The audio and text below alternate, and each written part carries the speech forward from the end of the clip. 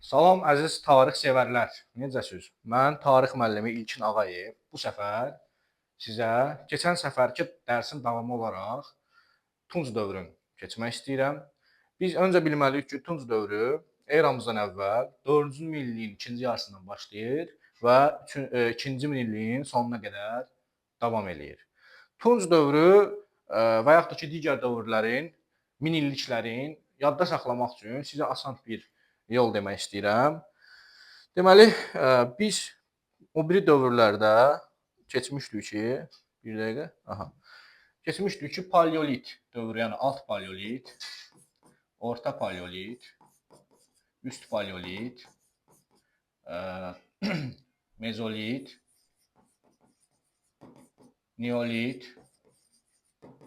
eneolit, sonra indi olacaq erkən tunc, orta tunc, son tunc.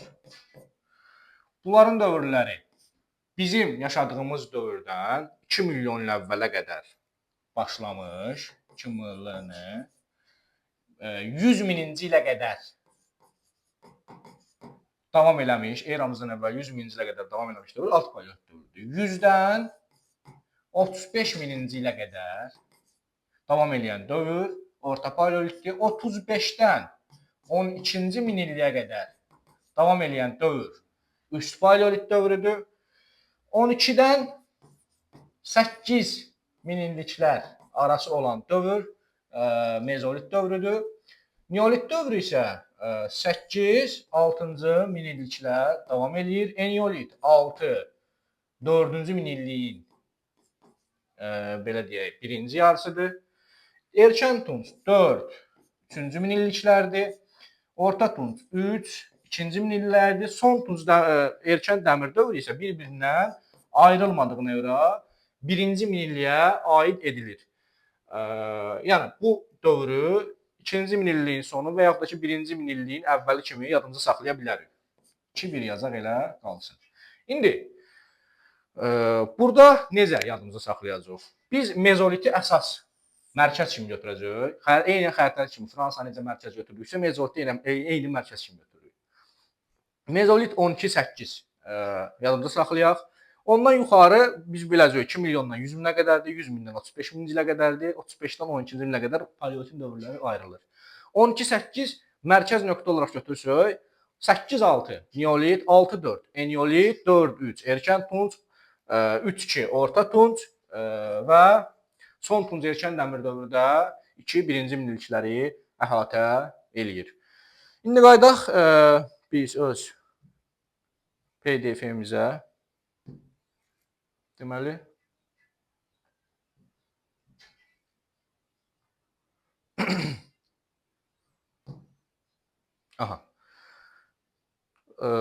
baxaq nəyə? Baxaq, burada deyir ki, tunc nədir? Metal, tunc əslində bir metaldır. O tunc mis yumşaq olduğu üçün misin tərkibinə bəzi materiallar, qalay və yaxud da ki, başqa bir material əlavə edərək tuncu alır. Və Azərbaycanda mis daş dövrünü tunc dövrü əvəz edir. Azərbaycan ərazisində tunc dövrü təxminən 2000 il, 4-cü minilliyin ikinci yarısından eramızdan əvvəl 2-ci minilliyin sonuna qədər davam edəcək. Və erkən tunc dövründə belə deyək, biz böldük axı erkən tunc dövrü, orta tunc dövrü və son tunc dövrü. Erkən tunc dövrü Kür-Araz ovalığında daha çox rast gəldiyi üçün biz erkən tunc dövrünü Kür-Araz mədəniyyəti adlandıracağıq və erkən tunc dövrü Kür-Araz mədəniyyəti adlandırılacaq. Gəlin, erkən tunc dövründə əhalinin ictimai həyatına kişi əməyi ön plana keçir. Niyə? Çünki xış kəşf olunur. Birinci biz yadımıza saxlayaq ki, yəni xışın kəşf olunmağı ilə çox şey dəyişir. Xışın kəşf olunmağı ilə, məsələn, burada deyir ki, ağır olduğu üçün xış, indiki xışlar kimi yox, odun parçasından və yaxud da ki, ağac parçasından bir və yaxud da ki, öküzün arxasına bağlayıb yeri şumlayırdılar. Ona görə qadının burada, belə deyək, gücü çatmır xışa və kişi əməyi ön plana keçir. Ana xaqanlıq, üst paleolit dövründə yaranan ana xaqanlıq, ata xaqanlığı ilə əvəz olunur. Qohum qəbilələrin birləşməsi nəticəsində tayfalar yaranır. Əhalinin sayı artır, yaşayış məskənlərinin ərazisi böyüyür. Yaşayış məskənləri əsasən çay kənarlarında tikilir. Təbii təpə, dağlıq ərazilərdə salınır. daşdan və çiy kərpicdən evlər tikilir. Ocaq evin mərkəzində və ya künclərində qurulurdu. Bu eneolit dövründən oxşar cəhətdir. Əmək bərabərsizliyi. Biz eneolit dövründə demişdik ki, bərabərsizliyin elementləri var. Bu o demək deyil ki, bərabərsizlik eneolit dövründə yaranır. Xeyr, əmək bərabərsizliyi erkən tunc dövründə yaranır və burada deyir ki, hasar və qalın müdafiə divarları çəkilir. Yəni yadımızda saxlayaq ki, əgər sosial bərabərsizlik varsa, sosial bərabərsizlik nədir? Varlı kasıb söhbəti. Varsa, deməli bir şəxs varlanacaq, deməli bir şəxsə yoxsullaşacaq. Və belə deyək, varlılar da özünü qorumaq üçün əlbəttə ki, hasar çəkəcəklər, qalın müdafiə divarı hörəcəklər. İndiki kimi, məsəl üçün kimin evində dəyərli nəsə varsa kamera qoyur və yaxud ki, pəncərəsini möhkəmləndirir. Erkən tunc dövrünün əhalinin məşğuliyyətinə baxaq. Əkinçilik və maldarlıq böyük rol oynayır. Bu sahələrin inkişafında yeni mərhələ başlanılır. Xış əkinçiliyi ilə tox əkinçiliyi xış əkinçiliyi ilə əvəz olunur və tox əkinçiliyi yadımıza salaq ki, neolit dövründə meydana gəlmişdi. Məhsuldarlıq yüksəlir. Əlbəttə ki, xış əkinçiliyi hara, tox əkinçiliyi. Bir vaxt toxu ilə bir az yer şumlayasan, belə deyək, yumşaldasan.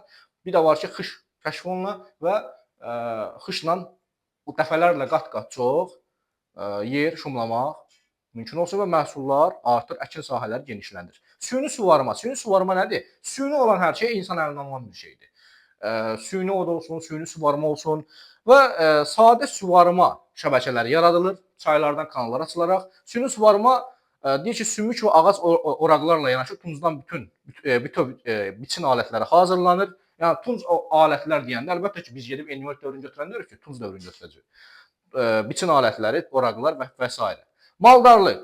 Yeni heyvan növləri əhəlləşdirilir. Biz köhnə kitablarda rast gəlirdik ki, eneolit dövründə bütün ev heyvanları əhəlləşdirilir. Amma indiki, belə deyək, 2025-2026-cı il tədris ili başlayandan, təzə kitablarla tanış olduğumuzdan orada deyir ki, eneolit dövründə demək olar ki, bütün növ ev heyvanları əhəlləşdirilir. Amma burada da deyir ki, yeni heyvan növləri əhəlləşdirməyə davam edir.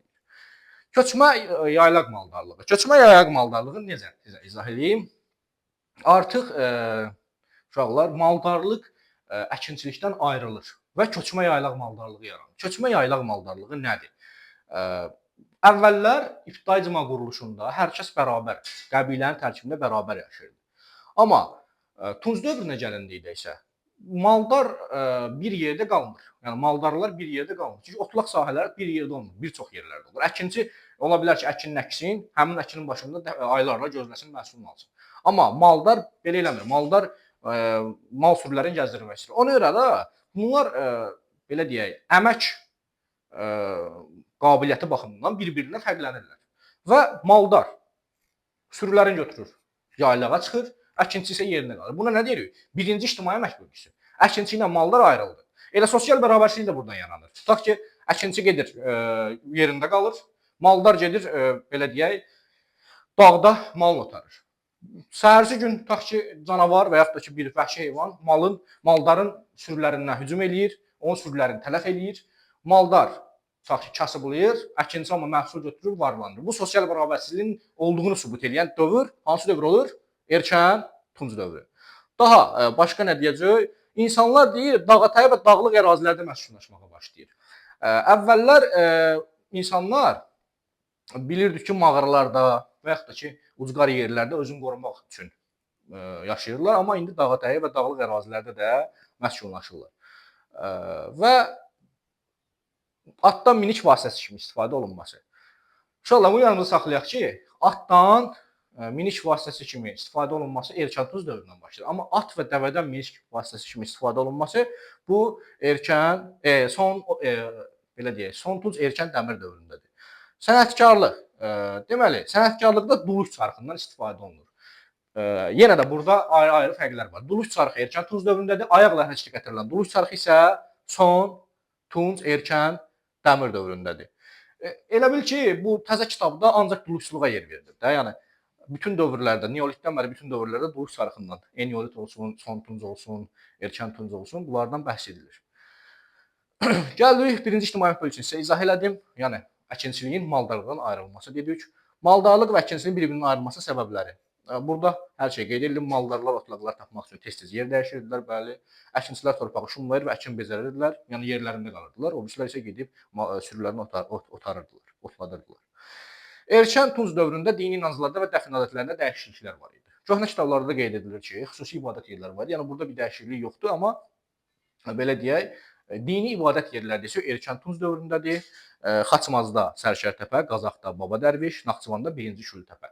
Azərbaycanın siyasi xəritəsini, siyasi və inzibati xəritəsini izah edəndə sizə o rayonların yerlərini əzbərlətdirəcəm. Və uşaqlar gəlirik Orta Tunc dövrünə. Aha. Orta Tunc dövrünə baxaq. Deyir ki, Orta Tunc dövrü 3-cü minilliyin sonlarında başlayır və 600 ilə yaxın davam edir. Əmlak bərabərsizliyi artır. Mən sizə demişdim ki, keçən videoda bir şeyin başlaması var, inkişafı var və davamı olacaq və sona çatacaq. Məsələn, tox əkinçiliyi. Başlaması nə vaxt olub? Neolit dövründə, inkişafı Eneolit dövründə, sona çatması isə erkən Tunc dövründə. Əmək və sosial bərabərsizlik indi də artmaqda davam edir. Məsələn, varlı kasıb söhbəti daha da arasında fərq böyüyür. Əmlak və sosial bərabərsizlik varlı kasıbın mövcud olması deməkdir. İbtidai icma quruluşunda, yəni əvvəlki dövrlərdə belə bir şey yox idi. Erkən Tunc dövründən başlayır. Və Orta Tunc dövründə daha da artır. Yaşayış məskunlarının sahəsi genişlənir. Əhalinin təhlükəsizliyi üçün yaşayış məskunları əsasən təbii təpələr üzərində, dərin yarğanlı çay kənarlarında əlverişli strateji ərazilərdə salınırdı. Niyə? Çünki varlı kasıb söhbəti var idi. Bir-birlərindən qorunmaq üçün. Müdafiə divarları ilə əhatə edilirdi, böyük tayfa ittifaqları yaranır. Aha, tayfalar erkən Tunc dövründədir. Tayfa ittifaqları, böyük tayfa ittifaqları Orta Tunc dövründə yaxın şərqin mədəniyyət mərkəzləri, mədəni-iqtisadi əlaqələr müntəzəm xarakter daşıyırdı. Burada altından xətt çəkməli olduğumuz sözlərdən biri də budur. Yaxın şərqin mədəniyyət mərkəzləri ilə mədəni-iqtisadi əlaqələr. Ona bir dəfə də qayıdacaq. Müntəzəm xarakter daşıyırdı. Azərbaycan tayfaları Qafqazın digər tayfalarla yanaşı Ön Asiyanın qədim mədəniyyət mərkəzi ilə sıx əlaqə saxlayırdı. İndi burada nə demək istəyir? Yaxın şərqin və yaxud da ki Ön Asiyanın ikisi də eyni mənadır.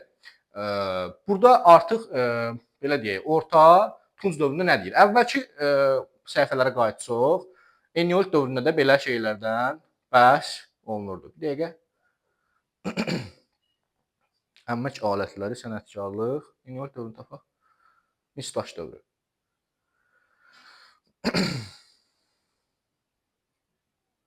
Sənətkarlıq, metallurgiya.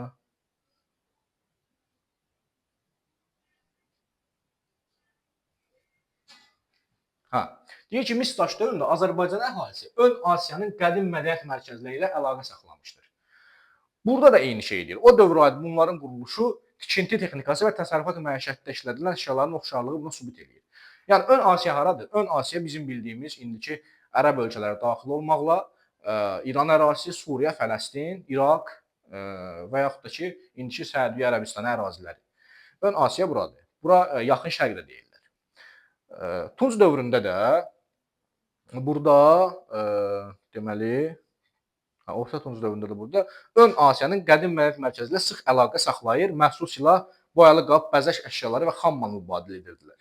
Fərqləndirmək çox asandır. Yəni ikisində də mövcuddur yaxın şərqlə mədəniyyət mərkəzlərinə əlaqələr var, həm Eneolit dövründə, həm də Orta Tunc dövründə. Aha, burada artıq nə olur? İkinci ictimai əmək bölgüsü baş verir Orta Tunc dövründə. İkinci ictimai əmək bölgüsü nədir? Sənətkarlığın ayrılması, əkinçi və maldardan ayrılması. Yəni qısa loru dildə başa salsam, belə deyək, əkinçi və maldarın içindən ayrılır sənətkarlar. İndi biz birinci ictimai əmək bölgüsünə dedik ki, əkinçi ilə maldarlar ayrıldı. Sənətkar məcbur olur, istəyir ya belə deyək də, ya əkinçi ilə gedəcək, ya da ki, belə deyək, maldarla gedəcək, qalacaq.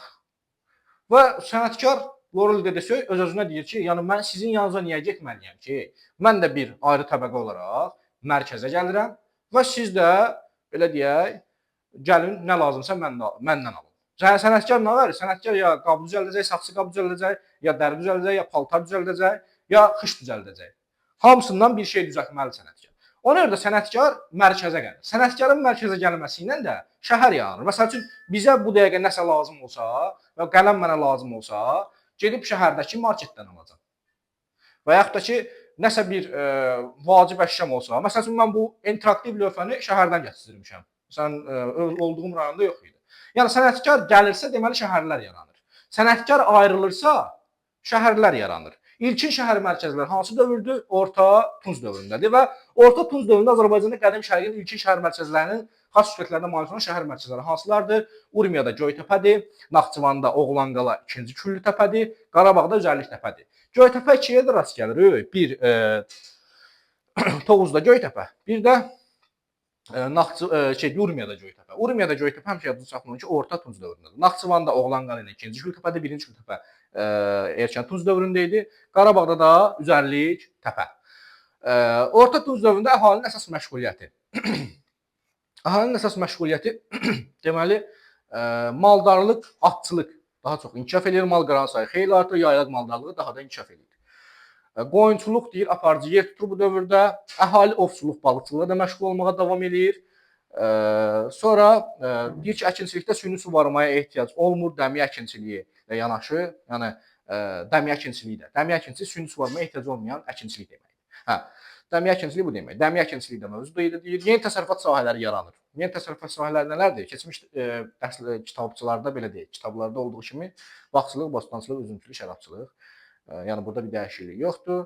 Bu dövrdə duluş çarxından geniş istifadə edilməsi saxsı qablar istehsalında yeni mərhələ açır, əmək məhsuldarlığını yüksəldir və məhsul istehsalını artırır. Mübadilə üçün də saxsı qab istehsal edirdilər. Mübadilə nədir? Dəyişdirmə. Məsələn, saxsı qab verirsən, tutaq ki, süd alırsan. Süd verirsən, tutaq ki, buğda alırsan. Mübadilə bu deməkdir. Pulsuz bir alış-veriş. Orta Tunc dövrü Azərbaycanda qədim incəsənətin çəkilənmə mərhələsidir. Bu dövrdə hazırlanan saxsı qablar quruluşuna və üzərindəki naxışlarına, mürəkkəbliyinə görə fərqlənirdi. Qabların səthi müxtəlif həndəsi fiqurlar, heyvan, bitki rəsmləri ilə naxışlanırdı. Beləliklə, Orta Tunc dövründə boyalı qablar mədəniyyəti formalaşdı. Gəlir metallurgiyaya. Metallurgiyada Orta Tunc dövründə metallurgiya və metal işləmə sənətində. Metallurgiya uşaqlar, deməli elə metalın ilk metalın kəşf olunduğu dövrdə eneolit dövründə yaranmışdı. Metallurgiya sobaları təkmilləşdirilir, deyir. Metal işləmədə ənənəvi döymə üsulu ilə yanaşı metal ərintiləri xüsusi qəlblərə hökmə müxtəlif məmulatlar hazırlanırdı. Yerli sənətkarlar Tuncdan məşə və əmək alətləri, silahlar, qızıl və gümüş bəzək əşyaları hazırlayırdılar. Burada nə deyir? Sənətkarlığın digər sahələri. Uşaqlar, burada da elə dərsin adında ya olduğu kimi duluçuluq boyalı qablar mədəniyyəti. Yəni Orta Tunc dövrü. Kür-Araz mədəniyyəti Erkən Tunc dövrünə aiddir. Boyalı qablar mədəniyyəti isə hansı dövrə aiddir? Orta Tunc dövrünə aiddir. Sonra sənətkarlığın və digər sahələri nədir? Toxuculuq, sümük işləmə, dəri, gön işləmə sahələrinin inkişafı ilə yanaşı yeni sahələrdə yaranır. Qoyunçuluğun inkişafı xam mal ehtiyatlarını artırır. Bu isə toxuculuğun inkişafına təkan verir. Qoyunçuluğun niyə görə? Çünki qoyunda nə olur? Yun olur. Yun da toxuculuğun inkişafına təkan verir. Bu dövrdə də deyir ki, toxuculuqla əlaqədar əmək alətlərlə yanaşı sadə toxuculuq dəzgahlarından da istifadə olunur. Toxuculuq dəzgahı belə deyək, Orta Tunc dövrünə xas bir belə deyək, ad çəkilən istifadə olunan bir cümlədir. İkinci ictimai əmək bölgüsü. İkinci ictimai əmək bölgüsü nə idi? Bayaqlar izah elədim sizə. Sənətkarların əkinçi və maldardan ayrılmasıdır. Yəni sənətkarlar müstəqilləşir. Sənətkarlar mərkəzə gəlir. Mərkəzdə nə yaranır? Şəhərlər yaranır. Əkinçi əkinliyə məşğuldur. Belə deyək, maldar belə deyək, sürüləyinə məşğuldur. Kiminsə nəyisə ehtiyacı olsa gəlib onu sənətkarlardan alırlar. Sənətkarın olduğu dövrdə də, müstəqilləşdiyi dövrdə də şəhərləri yaranır. Orta Tunc dövründə əhalinin dini görüşlərindən bəhs edir. Deyir ki, dini görüşləri qəbir abidələrinin quruluşunda, dəfn mərasimində, xüsusi ibadət evlərində, binalarda əks olunurdu. Orta Tunc dövründə əmlak və ictimai bərabərsizlik daha da dərinləşməsinin, tayfa başçıları və tayfanın nüfuzlu üzvlərinin dəfn olunduğu qəbirlərdə sübut edir. Məsəl üçün nə deməkdir bu? Yəni deyir ki, qəbirlərdə ən çox əşya tapılan kim var idisə, deməli o varlı şəxs sayılırdı. Qəbirlər də fərqli idi deyir. Birindən əşya tapılırdı və yaxud da ki, az tapılırdı. Tapılmırdı və yaxud da ki, az tapılırdı. Digərində isə daha çox əşya tapılırdı. O da onu sübut edir ki, yəni varlı kasıb qəbirlərdə fərqlənir. Son Tunc Erkən Dəmir dövründə.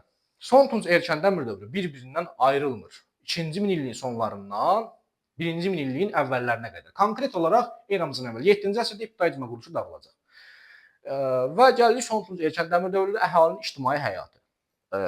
Memarlıq inkişaf edir, davamlı yaşayış və təsərrüfat binaları tikilir, daha davamlı. Binaların binövrəsi çay daşlarından və ya qaya parçalarından divarları çiy kərpicdən hörülürdü. Müharibə və hərbi iş əsas məşğuliyyət forması bu dövrdə çevrilir. Yəni artıq ibtidai icma quruluşunun dağıldığı dövrdə əsas məşğuliyyət forması nədir? Əkinçilik maldarlıq deyil. Müharibə və hərbi işdir. Əhalinin və onun əmlakının düşməndən qorumaq üçün müdafiə tikililəri çəkilir. Siklopik qalalar tikilir. Yəni müdafiə xarakterli təpəgöz qalalar deyəcəyik biz buna. Naxçıvanda, Azərbaycanın digər qərb bölgələrində 100-dən çox belə deyir, siklopik tikilər, tiklərin izləri görsənir.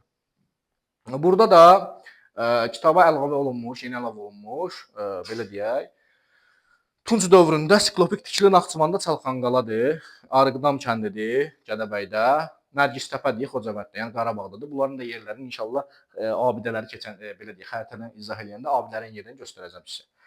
Naxçıvanda Çalxanqala, Gədəbəydə Arıqdam, belə deyək, Tunc dövründə də aid olan Nərgistəpə müdafiə divarı Xocavənddə yerləşir. Son Tunc erkən dəmir dövründə əhalinin məşğuliyyətindən bəhs edir. Əkinçilikdən bəhs edir burada. Deyir ki, taxıl, tuz və dəmir oraqlarla biçilir. Dəmir deyəndə yəni gedib Tunc dövrünə aid götürməyəcək ki biz burada. Yəni erkən Tunc dövründə söhbət gedir və yaxud da orta Tunc dövründə söhbət gedir. Son Tunc erkən dəmir dövrü ayrılmadığından ona görə biz belə deyək, taxta vəllərlə döyülür, dən daşları üyüdülürdü deyə dəmir oraqlarla biçilirdi. Maldarlıq. Maldarlığı ilə məşğul olaraq atdan və dəvədən minik vasitəsi. Atdan minik vasitəsi kimi erkən Tunc dövründə, at və dəvədən minik vasitəsi kimi isə son Tunc erkən dəmir dövründə. Ayaq ilə hərəkət edilən duruş çarxı. Duruş çarxı erkən Tunc dövründə, ayaq ilə hərəkət edilən duruş çarxı isə son Tunc erkən dəmir dövründədir. Sonra deməli eramızdan əvvəl 1-ci minilliyin əvvəllərində dəmirdən istifadə geniş miqyas alır və dəmirdən hazırlanan alətlər Tunc alətlərdən möhkəm olur deyir. Və dəmirdən hazırlanan alətlər daha möhkəm olur. Deyir ki, torpağı daha yaxşı becərməyə imkan verirdi. Muğanda Uzuntəpə adlanan yerdə dəmirdən tiyələr, Tunc dəstəkçiləri olan qılınclar tapılmışdır. Sonra tayfalararası, bölgələrarası mübadilə güclənir. Hazır məhsullarla yanaşı metal əşyalar, hətta metal parçalar, mal-qara, at və dəvə mübadilə vasitəsi kimi istifadə olunurdu. Maldar tayfalar alış-veriş işlərində fəal vasitəçi idilər. Qafqaz həmçinin yaxın şərqin qabaqcıl mədəniyyət mərkəzləri əlaqə saxlayırdılar. Artıq burada Qafqaz sözü əlavə olunub. Və üçüncü ictimai əmək bölgüsü nədir? Üçüncü ictimai əmək bölgüsü deməli, uşaqlar sənətkarlığın içindən tacir qrupunun ayrılmasıdır. Yəni tutaq ki, tacir ayrı bir şeydir, sənətkar ayrı bir şeydir. Sənətkar tutaq ki, saat 8-dən 10-a qədər çalışır, məhsul istehsal eləyir 8-dən 10-a qədər və onu satmağa, bazara çıxartmağa vaxtı yoxdur. Amma bu nə deməkdir? Yəni sənətkarlar içərisindən onların hazırladıkları məhsulları aparıb satan bir qrup, tacirlər qrupu ortaya çıxır. O da son Tunc erkən dəmir dövrüdür. Yəni tacirlər müstəqilləşir artıq. Bu da üçüncü ictimai əmək bölgüsü sayılır. Əmək bölgüləri burada qeyd edilir kitabda. Son Tunc erkən dəmir dövründə dini inanclar və dəfn adətləri var. Uşaqlar, belə deyək, əvvəllər elə indi də kurqan qəbirlər söhbəti erkən Tunc dövründən başlayır. Amma nəhəng kurqanlar ucaldılır deyir. Kurqan qəbirləri artıq sosial bərabərsizliyin göstəricisidir. Kurqan qəbirlər varlı adamların, şəxsiyyətlərin orada belə deyək, neynəməsi, dəfn edilməsini göstərir. Son Tunc erkən dəmir dövründə səma cisimlərindən suya, meşəyə, müxtəlif heyvanlara sitayiş edilirdi. Burada da uşaqlar İbtidai icma quruluşuna aid olan bütün abidələrin yerləri göstərilir. İnşallah bunu daha növbəti dərsimizdə bu yerləri sizə izah eləmək üçün, daha yaxşı izah eləmək üçün, yadda qalacaq şəkildə izah eləmək üçün buna aid bir video çəkəcəm. İnsan birlikləri, ulu icma, qəbili icma burada biraz təkrara toxunur. Bu qədər. Yəni burada son Tunc erkən dəmir dövrü də bitdi və Tunc dövrünü bitirdik. Sonda isə bəzi oxşar və fərqliliklər, yadda saxlama olan konseptlər mövcuddur. Bu qədər. YouTube kanalıma abunə olmağı unutmayın. Belə deyək, bir bəyəni də atın ki, daha da həvəslənib izahlar paylaşım. Təşəkkür edirəm, çox sağ olun.